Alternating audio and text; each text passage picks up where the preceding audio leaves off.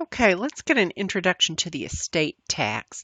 Now, the estate tax is a transfer tax, and the estate tax is a tax imposed when the transfer of ownership is made at death. The estate pays the tax, not the beneficiary. This is a question you get a lot. Now, notice this is like the gift tax. The gift tax is also a transfer tax. Now, the gift and the estate taxes are unified. So recall that the applicable lifetime exclusion amount for 2018 is $11,180,000. So a person could gift that much plus those annual exclusion amounts and not have to actually pay any gift tax, even though they might have to file a return. So when we say that the estate and gift taxes are unified, what we mean is this: the total of gift and estate assets that are shielded from actually incurring tax is limited to the applicable exclusion amount. And recall that that also is referred to as the applicable credit equivalency amount. So we're going to add gift and estate assets and apply that applicable lifetime exclusion amount against both of them. So here is an example. So in 2018, Jay gifted $2,500,000 to each of 4 people. Each of them were eligible for the annual exclusion. And so Jay's taxable gifts for each of them is $2,485,000. Just a refresher, taxable gift sounds like we are going to calculate tax on that amount, but no. Taxable gift for both estate and for gift taxes means that it might potentially be taxable. So at any rate, for all these 4 people, we add together and we get the taxable gifts for Jay for the year, $9,940,000. Now we're going to subtract from that his lifetime exclusion, and he had not given any taxable gifts before, and so in 2018 he owed no gift tax, even though he filed a return.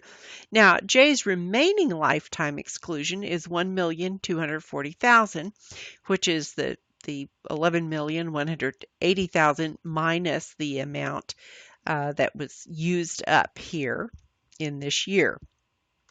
So now, unfortunately, Jay's remaining life was not very long because he died in early 2019. Now, his taxable estate at the time was $12 million. And so now we're working on his estate tax. So he has a taxable estate of $12 million. So he can use that remaining exclusion amount of $1,240,000. So the amount of his estate that actually will be subject to taxation is just this $10,760,000. So you see how the estate and gift tax are unified in that exclusion amount is the total is spread over both of them. If there's any gift tax amount left, it can be used for estate tax. And of course, many people will not use any of that lifetime applicable exclusion amount. Now, when you actually do this calculation in real life, you do it using the applicable credit amount of $4,760,000. And recall that what that is, it's the amount of tax that is shielded by the lifetime exclusion amount. So it's the amount of tax if you paid tax on that $11,180,000, it'd be this $4,760,000. Now, it's really easy to get lost in the weeds for estate tax. And so I'm just going to show you a valid but a somewhat simplified way of calculating this, because it's really, really important that you get the big picture straight in your head before you start learning all of the details of this stuff, because it gets hairy pretty fast. So we're going to look at the big picture, and so this is it. Okay, the estate and gift tax system is unified. So both are transfer taxes, both use the same tax rate schedule. When there is a tax due, the rate is a flat 40%. Both have one and the same applicable exclusion amount. Both have one and the same applicable credit amount. Both value the assets at fair market value. So recall, if you give a gift, the amount of the gift is the fair market value. Same with estate. If you inherit something, we're going to value it at fair market value. Now, most people will owe no tax for either estate or gift. And if you do have to file a return, the return is filed for an individual, not a couple. So we don't have a married filing joint for gift or estate taxes. They both have to file their own. And when there is tax due, the rate is at a flat 40%. So there's a lot of assets shielded from taxation, but once it gets into that taxable range, it's pretty hefty tax. The estate tax return is Form 706. The gift return was Form 709. So here is a simplified estate tax formula.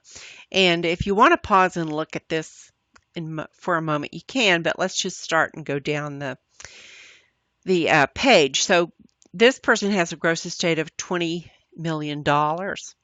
Okay, so what is the gross estate? Basically, it's everything owned by the decedent at the time of death at fair market value, not the decedent's basis in those assets, at fair market value. Now, most of the time, there's no controversy over what a decedent owns or doesn't own at the time of death. There can be some sticky situations. We're not going to cover them. I want you to get the big picture, and later on you can go back and you can look into details, but you've got to get the big picture in your head first. So everything owned by the decedent at the time of death at fair market value. One thing I do want to just kind of mention, though, is life insurance. Now, the gross estate will include life insurance proceeds if they are payable to the estate or if they're payable to a beneficiary if the decedent owned the policy at the time of death. So many people make the mistake of making the beneficiary of their life insurance the estate. Don't do that. Now, likewise, if the decedent owns the property, it can be made payable, the proceeds can be made payable to a wife or child or whoever. But if the decedent still owned the property at the time of death, then the proceeds are going to be included in the gross estate. Now, if you're nowhere near a taxable estate, it doesn't really matter. But some people have very high life insurance, and so it's very possible that this life insurance could push you over into being in a taxable situation, so you don't want that. Now, life insurance proceeds are not generally taxable to the beneficiary for income tax purposes, but the amount of the proceeds is included in the gross estate of the decedent. Okay, so just another thing to get very clear in your mind.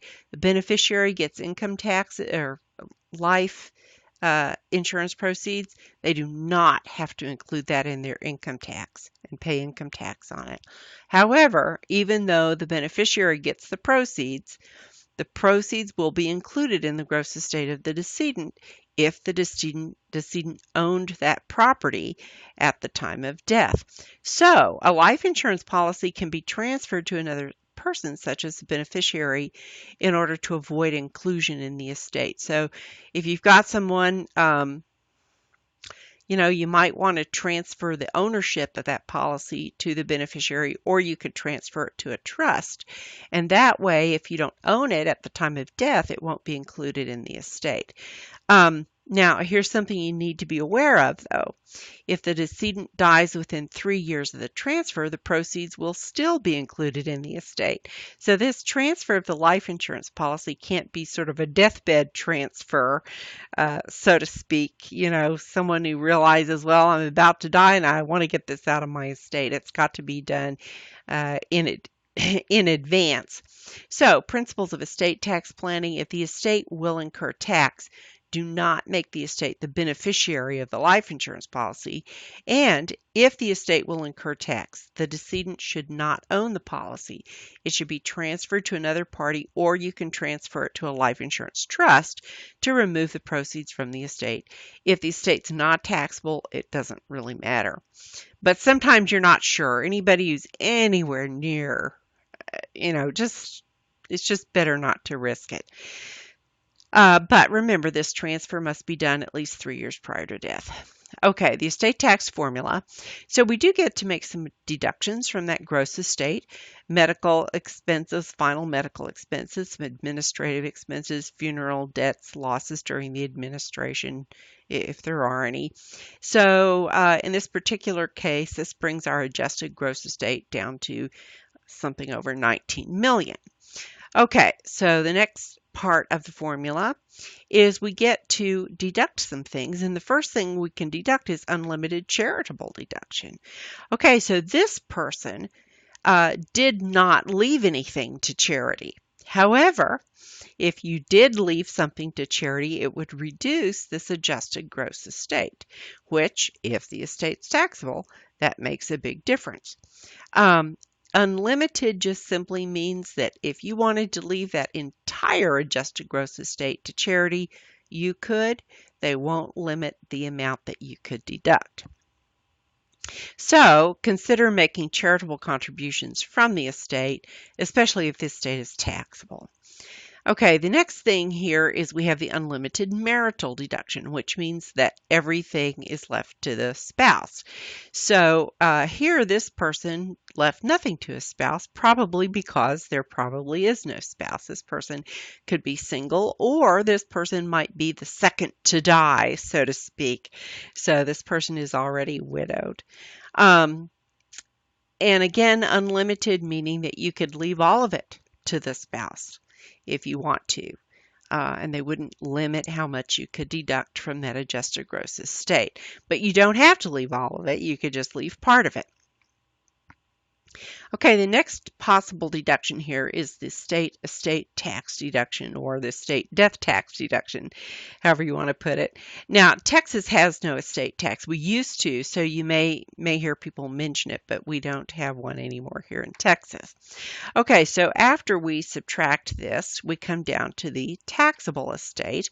And again, recall that for estate and gift, when we say taxable, we mean potentially taxable. The taxable estate is not what we will actually calculate tax on, which is confusing. All right, and the next part of it is now we get to subtract the remaining lifetime exclusion.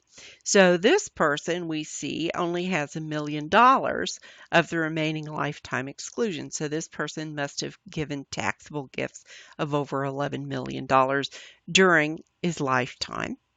And so this person does have a tentative tax base of over 18 million. So this finally is the amount that we will calculate tax on. And again, it's a flat 40% rate once you get to that taxable amount. So this person will pay taxes, not the person, but the estate will pay taxes of over $7 million on a $20 million estate. So here's a question for you. Ronnie had a gross estate of $20 million. He was married at the time of death. He left everything to his spouse. What will be the tax on the estate? It'll be 0 due to the unlimited marital deduction. Okay, portability of the applicable estate tax exclusion. So portability is a big deal. Now this only applies to married, the first to die taxpayers, because it's just a benefit given from the first to die spouse. The second to die spouse gets portability of the applicable estate tax exclusion. So what this means is if a deceased spouse, the first to die, does not use all of the exclusion, it can be transferred to the remaining spouse. So here's just our example here. Henry and Marty are married. Henry dies in 2018. Now, neither had made any taxable gifts, so both have the full lifetime exclusion amount left. So Henry has the following estate tax return. The gross estate is $6 million. We see that there were no administrative, medical, etc. deductions. So the adjusted gross estate is $6 million. Nothing was left to charity here. But Henry left $5 million to his wife, Marty. And so we have a taxable estate of $1 million. So from that, we're going to subtract the remaining lifetime exclusion, which for Henry is the whole thing. which is much, much bigger than the taxable estate. So this estate will not have to pay any estate tax. So where does portability come in? Well, portability, Marty gets to increase her lifetime exclusion by this unused amount. And what is the unused amount? It's $10,180,000 because $1 million of that lifetime exclusion was used up to shield that $1 million taxable estate from taxation. So, is portability automatic? Is Marty going to get this just because she is the spouse? No, this is really important for you to know. A return has to be filed and portability must be elected. So she doesn't get it just by virtue of being the spouse.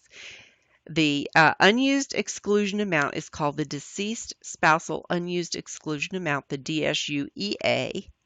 And here is a portion of that estate tax return. And as you can see, it's the portability section, and there's the portability election. And so you've got to file this return in order to elect portability, or else this second to die spouse won't get that portability. Now, Marty dies 12 years later. Her gross estate at the time she dies is calculated like this. First of all, when Henry died, she had an estate of $6 million. She inherited $5 million from Henry. She also had an aunt pass away, left her $10 million. And her assets over the 12 years went up an additional $9 million. So at the time of her death, her gross estate is $30 million. Now, over $21 million of Marty's base for that tentative tax is going to be shielded from the estate tax. And so why does she get such a high exclusion? She gets her own $11,180,000, and she gets that unused portion from Marty. So you can see how important this potentially can be in order to shield assets for the second to die spouse. So, principles of estate tax planning: file an estate tax return for married clients to take advantage of portability.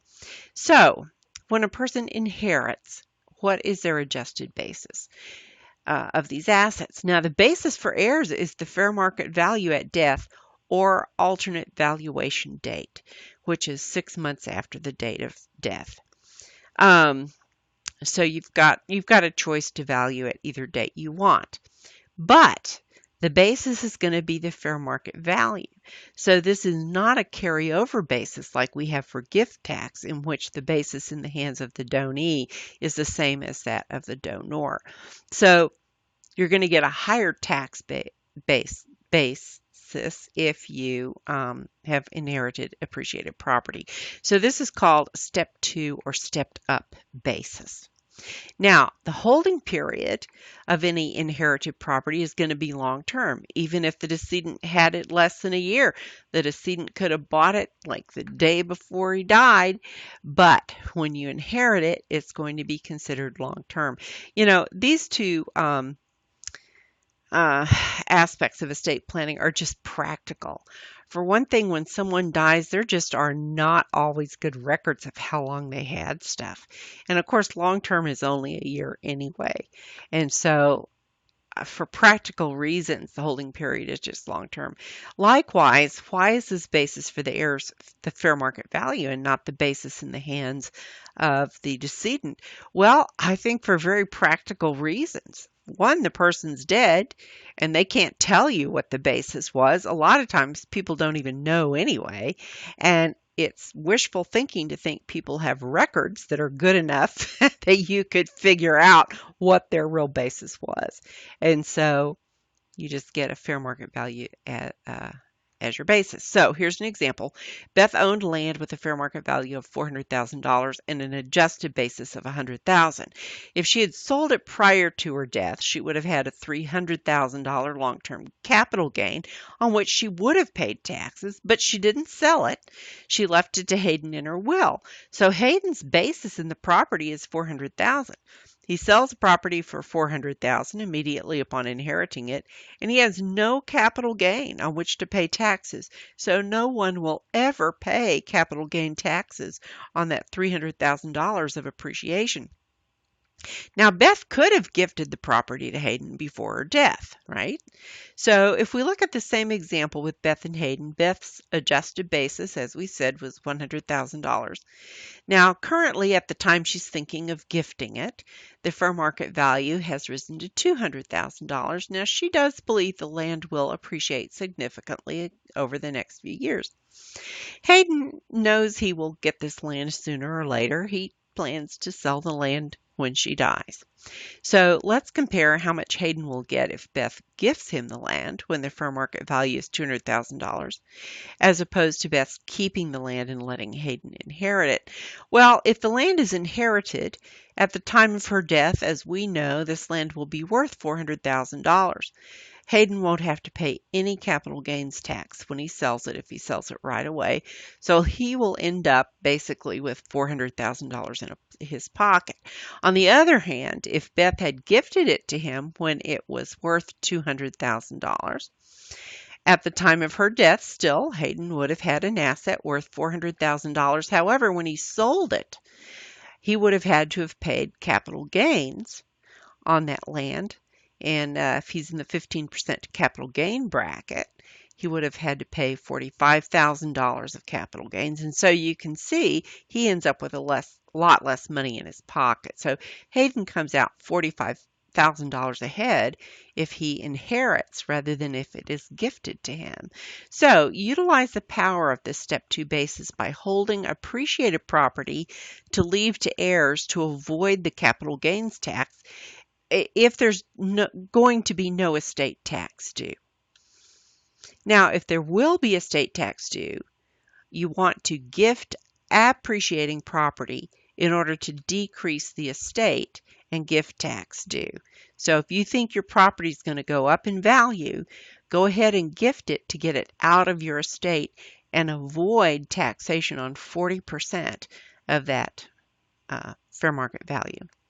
Again, if there will be an estate tax due, make really sure that you establish a program of gifting in order to lower the estate and gift tax due.